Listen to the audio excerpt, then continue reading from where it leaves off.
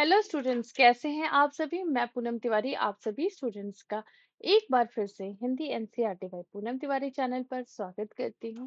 आप सभी का अभिनंदन करती हूं, वंदन करती हूं। उम्मीद करती हूं कि आप सभी खुश होंगे और मेरे चैनल पर जितने भी यूपी बोर्ड के क्लास 11 के सिलेबस है आप लोगों को पसंद आते होंगे, समझ में आता होगा, टू द पॉइंट होता होगा और सटीक और संक्षेप में आपको ये वीडियो मिलते होंगे ताकि आपको समझने में आसानी होती है।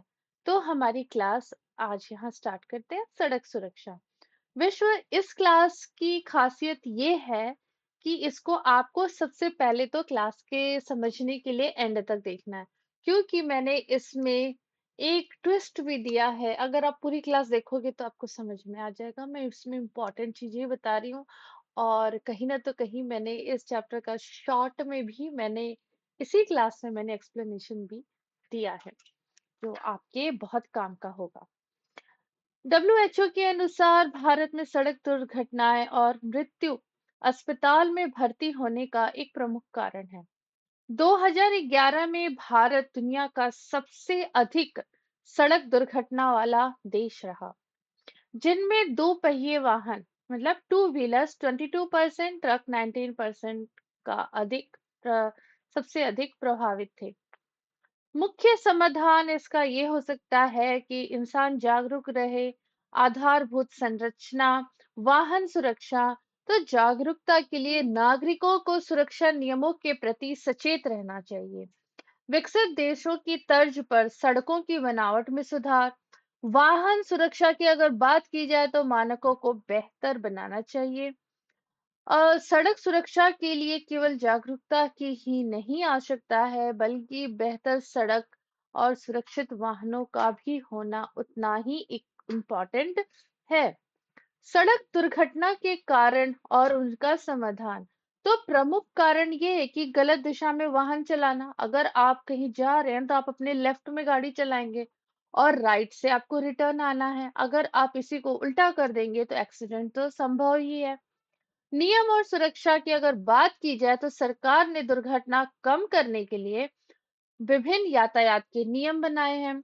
अगर हम बचाव के उपाय अगर हम देखें कि अगर एक्सीडेंट ना हो तो सही गति सीमा का पालन करना चाहिए, हेलमेट और सीट बेल्ट का उपयोग तथा यातायात संकेतों का अनुसरण करने से दुर्घटनाओं को कम किया जा सकता है।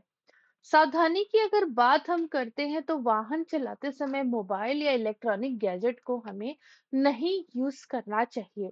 नियम पालन की अगर बात की जाए तो यातायात नियमों का पालन आप आर्थिक दंड और ड्राइविंग लाइसेंस निरस्त होने से बच सकते हैं। प्रशिक्षण बहुत जरूरी है। आप टू व्हीलर चलाएं या फोर व्हीलर चलाएं, उसको आपका किसी मान्यता प्राप्त संस्थान से आपको ट्रेनिंग लेना आवश्यक है। कानूनी दंड की अगर बात की जाए तो बिना लाइसेंस सार्वजनिक स्थल पर वाहन चलाना अपराध है, जिसके लिए मोटर यान नियम अधिनियम 1988 की धारा 181 के तहत 500 का दंड निर्धारित है। वाहन स्वामियों को ये कर्तव्य बनता है, उनकी ड्यूटी होती है कि वाहन अपने व्हीकल की समय समय पर जांच कराते रहना चाहिए ताकि दुर्घटना से वो बच सके। किसी भी यात्रा पर, लॉन्ग डिस्टेंस यात्रा पर अगर आप जा रहे हैं तो वहां जाने से पहले अपनी प्राथमिक कार की जांच करवाएं। उसमें प्राथमिक चिकित्सा बॉक्स हो, फिर टूल बॉक्स हो, गैसोलीन आदि की जांच करा लेनी चाहिए। चाहन स्वामियों, ठीक है, वाहन स्वामियों की सुरक्षा हेतु कुछ सुरक्षा नियम बताए गए हैं। वाहन चालक सड़क पर बाएं ओर से चले, खासकर से दूसरी तरफ से आ रहे वाहन को जाने दे। वाहन चालक को गाड़ी मोड़ते समय वाहन गति धीमी रखनी चाहिए। दो पहिया वाहन चालकों की अच्छी गुणवत्ता वाले हेलमेट पहनने चाहिए और चार पहिया वाले वाहनों चालकों को आगे तथा पीछे की सीट पर बैठने वाले व्यक्तियों को सीट बेल्ट अवश्य लगाना चाहिए। वाहन की गति निर्धारित सीमा तक ही रखनी चाहिए। विशेष रूप से स्कूल, अस्पताल, कॉलोनी आदि क्षेत्रों में सभी वाहनों को एक दूसरे से एक निश्चित दूरी पर ही रहना चाहिए और जो इंसान पैदल चल रहा है उसे भी सड़क पर चलने के नियम बनाए गए हैं। जेब्रा क्रॉसिंग है, क्रॉस वॉक है, उस पर ही उन्हें चलना चाहिए। अगर हम यातायात नियमों का उल्लंघन करते हैं तो हमें दंड भी मिलता है। अब वो दंड क्या है? नियम उल्लंघन: रेड लाइट जंप करना, बिना संकेत दिए मुड़ जाना, टू व्हीलर्स और तीन सवारी बिठाना, मोटर यान अधिनियम 1988 की धारा 177 और 199 के तहत दंडनीय अपराध है। सामान्य जुर्माने की अगर बात की जाए तो पहली नियम तोड़ने पर, अगर आप पहली बार सड़क पर नियम तोड़ रहे हैं तो आपको 100 रुपए का जुर्माना देना पड़ता है।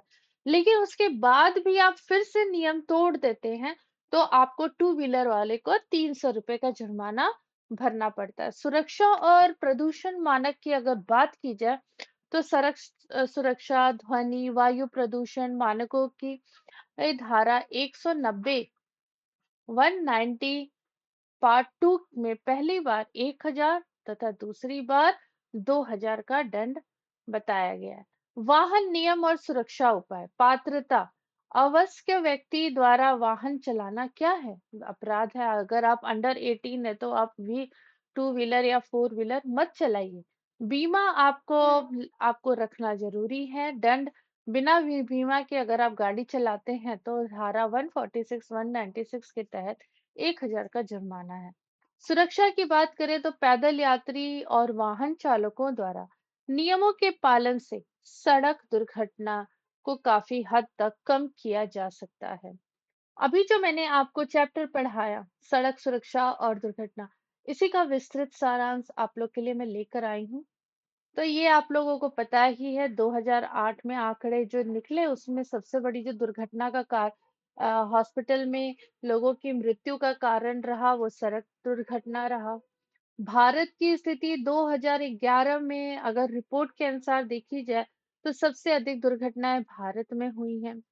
और विभिन्न वाहनों का जो इसमें दुर्घटना में योगदान रहा: two wheeler 22%, truck 19%, car 10%, tempo van 5%, bus 9%, पैदल चलने वाले लोग के 9%, अन्य वाहन के 10%।